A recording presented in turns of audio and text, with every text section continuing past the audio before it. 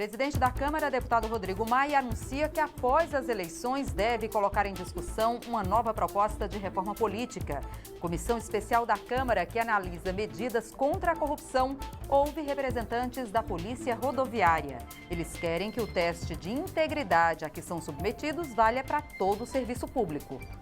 E esta edição destaca também: proposta em análise na Câmara prevê que o uniforme de funcionários que trabalham com produtos tóxicos é de responsabilidade do empregador. Deputados aprovam um projeto que cria regras para a concessão de próteses pelo Sistema Único de Saúde.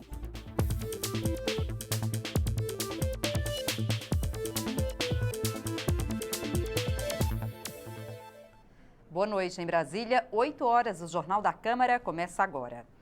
O chamado teste de integridade para servidores públicos foi novamente um dos principais temas discutidos na Comissão Especial da Câmara, que analisa o pacote com 10 medidas contra a corrupção.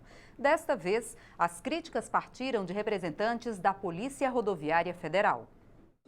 As 10 medidas se desdobram em 18 temas que estão contemplados no projeto de lei discutido pela comissão, mas elas podem ser resumidas em princípios. Os países que hoje estão no topo da lista dos mais transparentes, dos mais honestos, dos mais decentes, muitos deles no passado já foram países muito corruptos.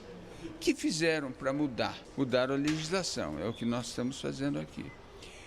Investiram na conscientização da população.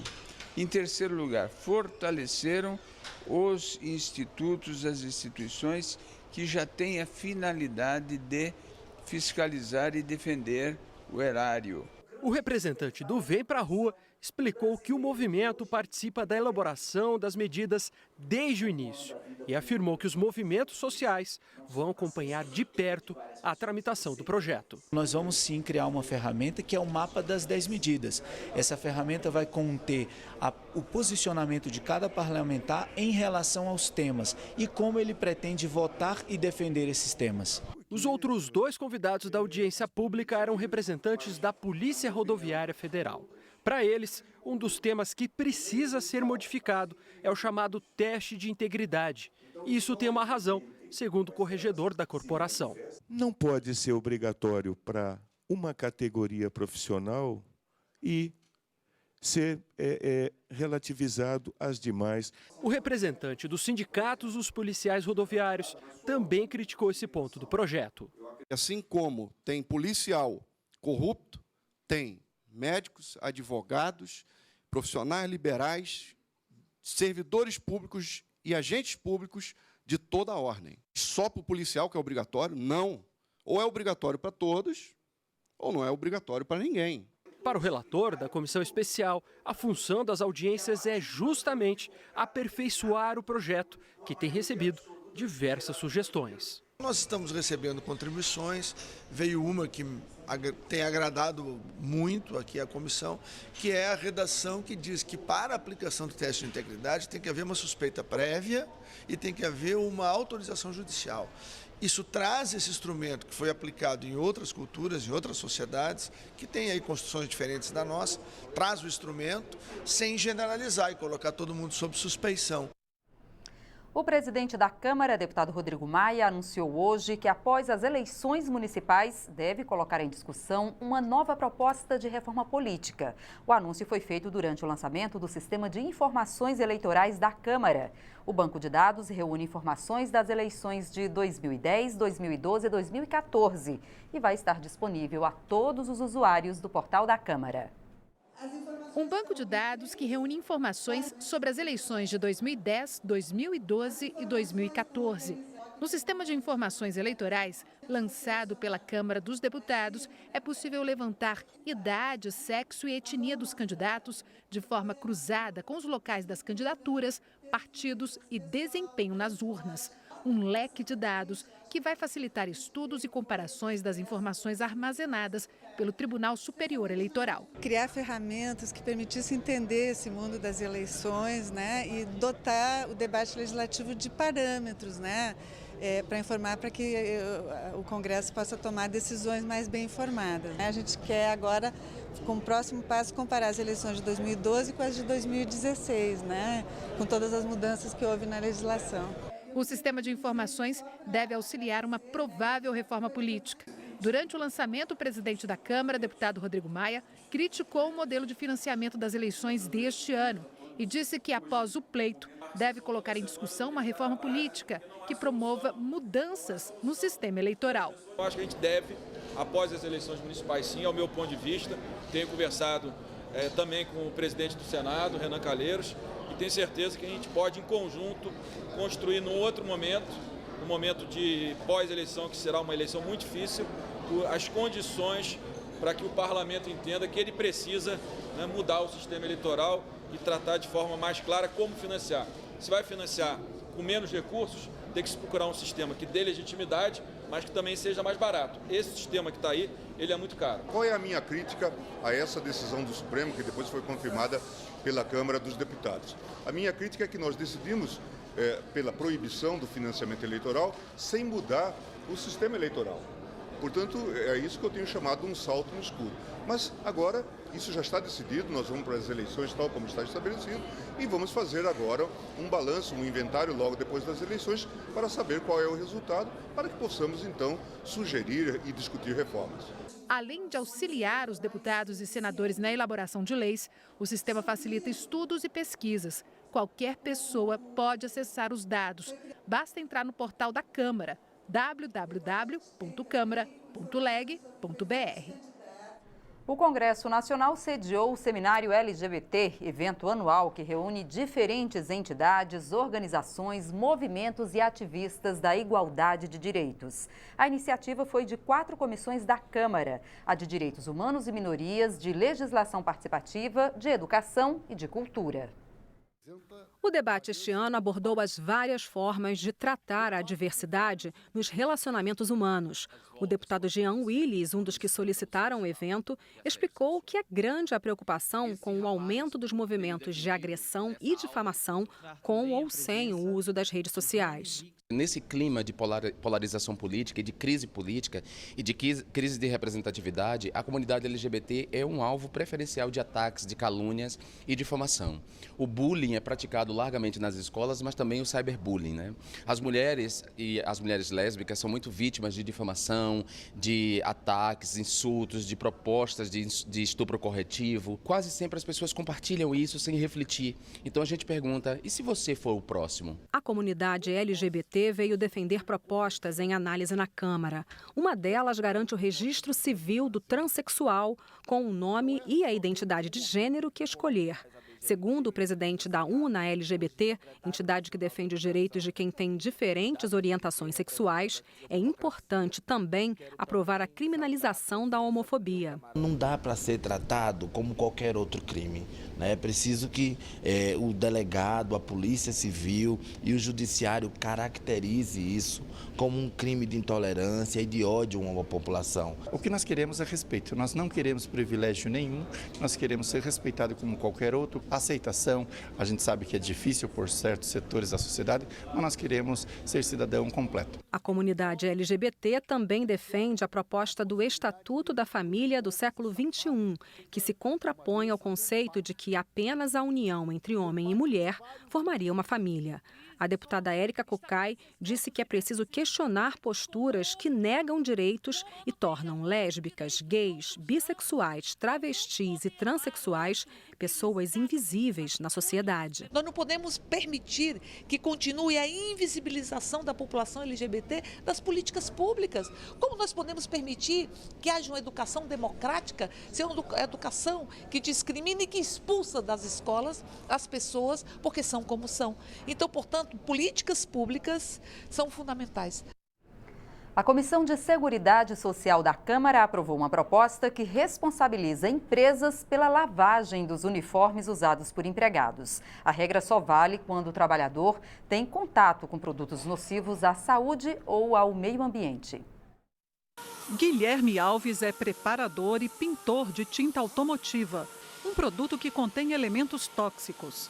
Ele conta que o uniforme tem de ser lavado sem misturar com outras roupas. Mesmo assim, sobram restos de tinta. Falamos para ele sobre o projeto de lei que obriga as empresas a lavar os uniformes quando o trabalhador tem contato com produtos perigosos para a saúde e para o meio ambiente. Seria uma boa ideia, né? Essa questão de o patrão ter que se responsabilizar pelos nossos uniformes, ter que lavar, para que a gente não tenha que levar isso para dentro da nossa casa, né? O patrão do Guilherme, Thiago Cruz, pondera que a nova obrigação aumentaria os custos da empresa. Eu acho que é interessante a preocupação, mas se pensar na viabilidade econômica, se torna um pouco inviável, porque para a empresa se responsabilizar por mais essa despesa, vai ter que tirar esse dinheiro de algum lugar. De acordo com o projeto de lei, as empresas poderiam realizar diretamente a lavagem dos uniformes ou contratar serviços de lavanderias. A relatora na Comissão de Seguridade Social, que aprovou a proposta, lembra que 3 estados já têm leis parecidas: São Paulo, Rio de Janeiro e Rio Grande do Sul. Ela considera a regra importante para proteger não só o trabalhador, mas também a população em geral e o meio ambiente. Um uniforme que tem na sua roupa um trabalhador produtos nocivos à saúde, a dona de casa não tem os produtos necessários para fazer a higienização desse uniforme. Também nós não temos rede de esgoto adequada para que os produtos efetivamente possam ser destinados. O deputado Laércio Oliveira pediu que a proposta seja avaliada também pela Comissão de Desenvolvimento Econômico. Eu confesso que eu tenho alguma dúvida com referência a isso. Precisa de fato uma lei, porque naqueles locais onde existe contaminação de uniformes de modo geral, a própria empresa, e aí eu volto a trazer o exemplo do centro cirúrgico, já retém ali o uniforme, ele não deixa o uniforme sair, porque ele sabe das consequências disso. A proposta ainda tem que ser analisada pelas comissões de Trabalho, de Finanças e Tributação e de Constituição e Justiça, mas não precisa passar pelo plenário. O presidente da Frente Parlamentar de Práticas Integrativas em Saúde, o deputado Giovanni Cherini, defendeu o amplo debate sobre o suicídio no Brasil. Segundo ele, falar sobre o problema é fundamental para diminuir o número de mortes. O deputado citou a campanha Setembro Amarelo, que faz um alerta sobre a realidade do suicídio no Brasil e no mundo. A campanha é realizada no mês de setembro desde 2014 por meio da identificação de locais públicos e particulares com a cor amarela. A prevenção ao suicídio, né? Nós teremos que colocar telefones à disposição, sistemas como tem o CVV, né? Que faz isso hoje no Brasil, que é uma ONG, mas que não recebe apoio governamental para isso. Campanhas como essa aqui, Setembro Amarelo, mês de prevenção do suicídio, falar é a melhor solução. A Câmara, agora no mês de setembro, fazer e colocar luzes amarelas para chamar atenção. Nós queremos que as pessoas que têm depressão, as pessoas que têm baixa autoestima, isso são os jovens, principalmente, que usam drogas lícitas e ilícitas, as pessoas que têm transtorno bipolar, que elas possam ter pelo menos uma possibilidade de telefonar, de conversar, de ter alguém que lhe escute, para que, através disso, ela decida: não vou me matar porque a vida é bela, porque a vida é boa, porque a gente tem dificuldades, mas vale a pena viver. E você vai ver depois do intervalo. Proposta em análise na Câmara quer tornar a ginástica laboral obrigatória nos órgãos da administração pública. E você vai ver também. Deputados aprovam um projeto que cria regras para a concessão de próteses pelo Sistema Único de Saúde. A gente volta já.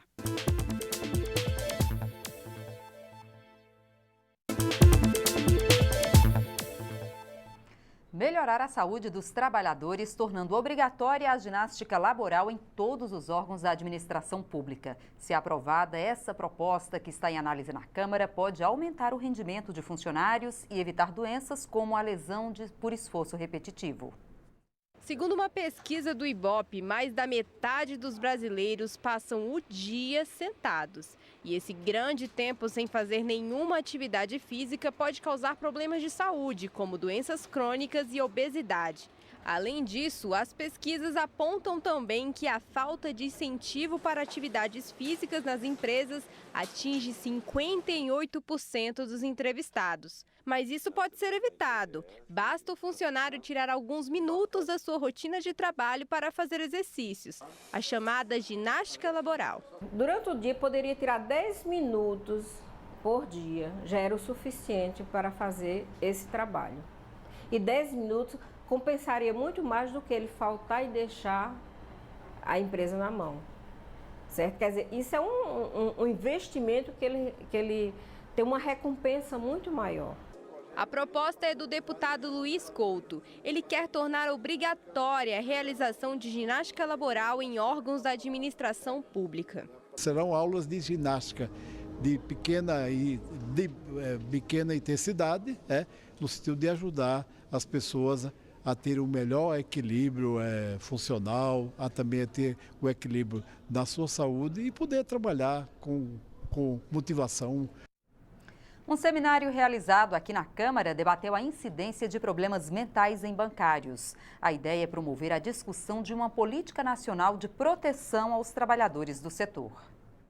No encontro, foram discutidos os resultados de uma pesquisa realizada pela Universidade de Brasília, que aponta a depressão como um dos principais transtornos mentais associados à rotina dos bancários. A depressão, inclusive com ideações também suicidas de alguns trabalhadores que responderam à pesquisa.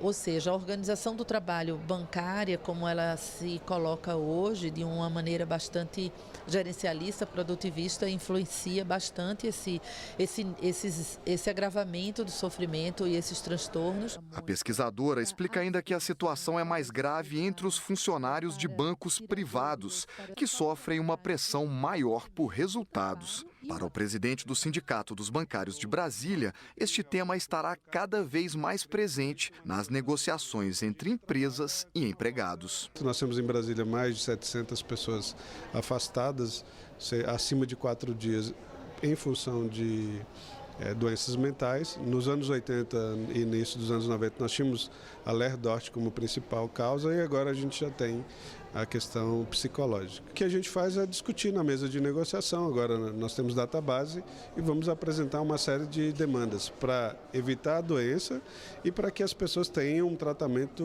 adequado. A deputada Érica Cocá espera que o seminário seja um ponto de partida para uma legislação que possa proteger os trabalhadores do setor. Queremos, a partir desse seminário, construirmos uma política nacional de proteção à saúde mental dos trabalhadores e trabalhadoras no sistema financeiro.